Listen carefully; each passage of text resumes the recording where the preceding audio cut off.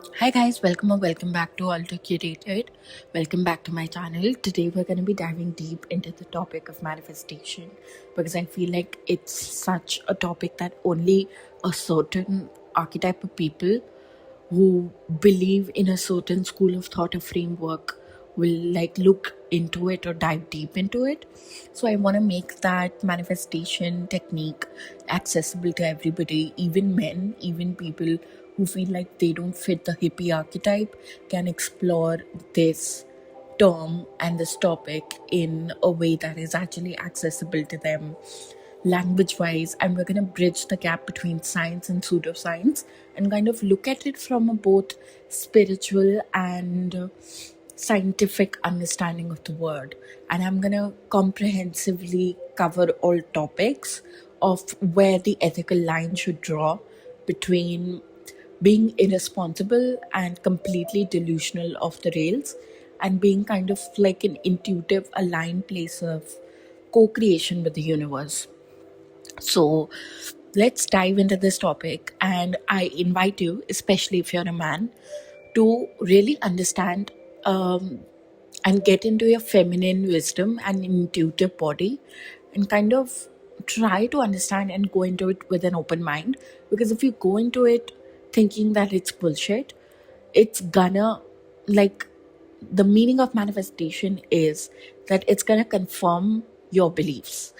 So it is essentially a confirmation bias, and it does include cognitive biases also to get a desired outcome. So I do believe that it works and it has some credibility, some value, some wisdom to be extracted from it in any capacity you find doing so. And I wish you go into it with an open, loving mind and kind of let's dive deep into the frameworks.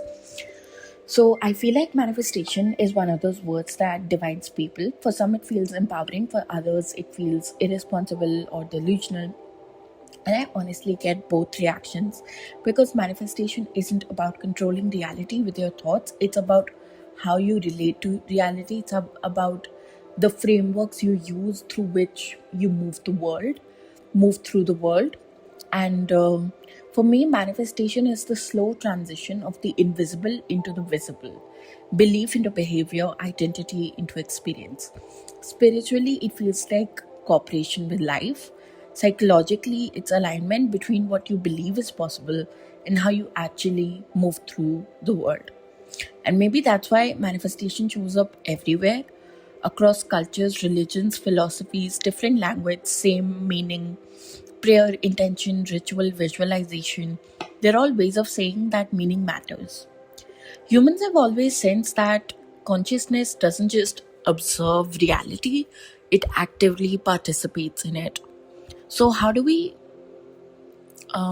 break that down from a psychological lens? Belief literally shapes the brain through neuroplasticity. Repeated thoughts strengthen certain neural pathways. Over time, the changes that you notice, how you interpret situations, and the choices you make without even realizing them. The manifestation isn't the world suddenly changing for you, it's you becoming someone who moves differently through the same world. Everybody has a subjective experience of reality, right? It's the consciousness that you operate at through which you see the lens that is the world. People often dismiss manifestation as confirmation bias, but that doesn't invalidate it. Confirmation bias just means the brain looks for what it believes is relevant. Faith gives attention a direction. Without belief, the mind is scattered. With belief, the experience organizes itself. This is where manifestation gets misunderstood. It's not about positive thinking or pretending everything is fine, not about invalidating genuine pain as well. Visualization alone isn't enough. Action without identity change leads to burnout. Real manifestation happens when your self concept shifts and something stops feeling aspirational and starts feeling normal. Habits matter here, micro actions matter. Every small action sends a message to the subconscious that this is who I am now. This is how belief becomes embodied in the 4D to the 3D. That's how intention becomes reality. People ask if manifestation is just cognitive reframing or a self fulfilling prophecy. And honestly, partly yes. But that's not an insult. Humans are meaning making beings. Spiritually, intention plants the seed. Psychologically, behavior can water it. When spirituality talks about energy or frequency, I think the language confuses people and people don't feel comfortable diving into the topic unless they feel in touch with their emotions or like the magic in life or fit a certain archetype. I translate it as your bodily state, your nervous system state, your emotional tone, your coherence between your clarity of thought and how you translate that into an action. So, your vibe do not summon objects. It means states attract compatible experiences. When you're regulated, grounded, and clear, you perceive life differently. You respond differently, you move differently. Meditation, prayer, ritual, they aren't magic tricks, they stabilize intention. They regulate the nervous system. Science and spirituality are often describing the same phenomenon from different altitudes. Surrender is another misunderstood piece. It's not passivity, it's releasing rigidity. Psychology says focus on effort and not outcome. Spirituality says the same thing, just more poetically. You do your part fully and then you stop gripping at the result. Some people can frame manifestation as either universal intelligence or subconscious programming. I don't see those as opposites. The subconscious might be the interface, and the universe might be the field, different maps, and same terrain. Where science and spirituality really meet is in lived experience. Science explains the how, spirituality speaks to the why. The danger is going too far in either direction. Over spiritualizing and avoiding responsibility, dismissing genuine pain is not what we want to do. Over scienticizing and killing wonder is also not what we want to do. Faith gives the brain a direction to organize experience around. And I think that is much valuable and much needed. If you want to start manifesting more intentionally, it doesn't need to be dramatic. Set an intention, sit with it briefly, and then ask yourself, what would someone who believes this is possible do today? And do that. No theatrics, or no bypassing. Some of the most powerful manifestations aren't external at all.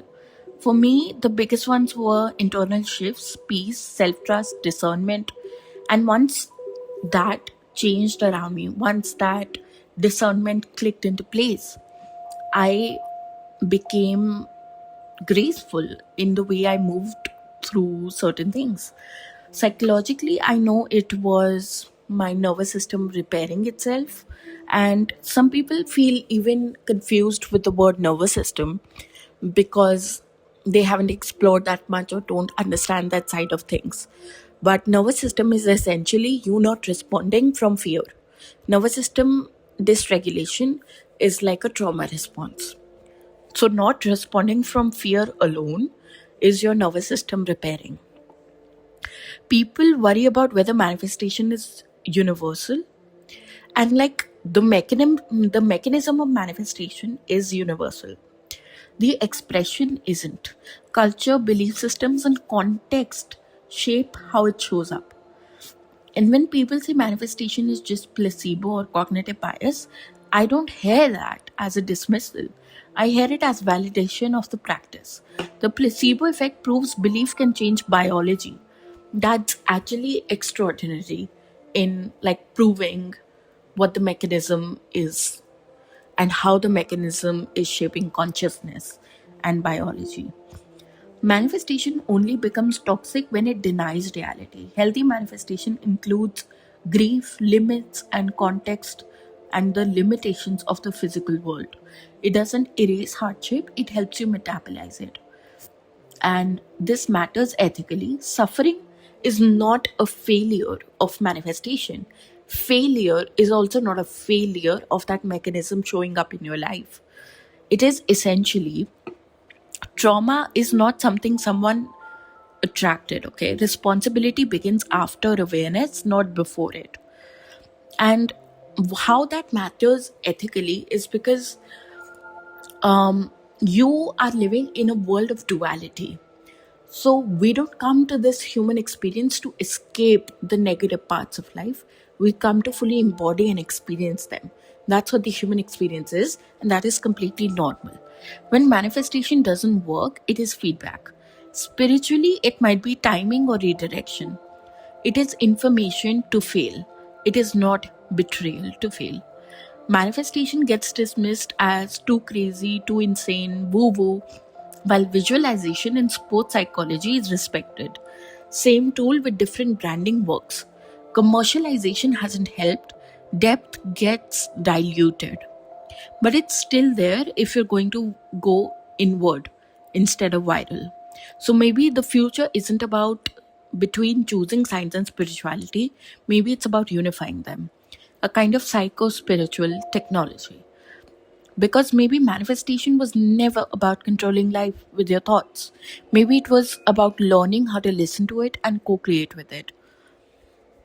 So today's deep dive is done. I hope you guys liked today's episode. I wrote the script myself and fully framed it in the context that I liked it to be.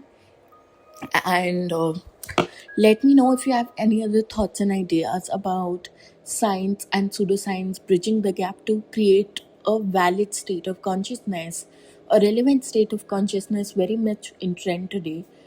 And why do certain people shy away from this existing just because they don't fit a certain archetype?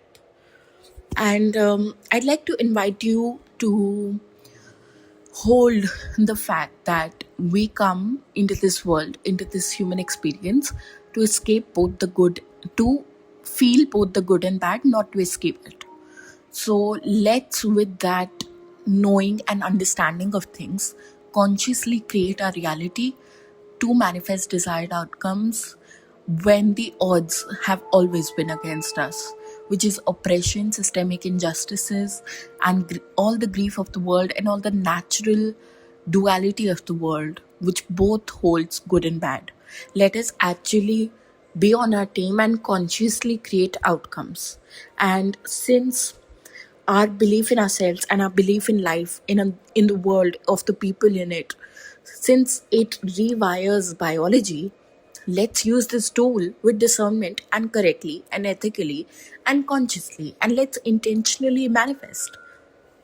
Okay, so my part here is done, and I'm gonna see you guys in the next video. I hope you guys like this video. If you guys do like this video, please like, comment, share, and subscribe. It helps me a lot. Since I'm a small creator, I really rely on the feedback that I get, on the likes that I get, on the engagement that I get on my content.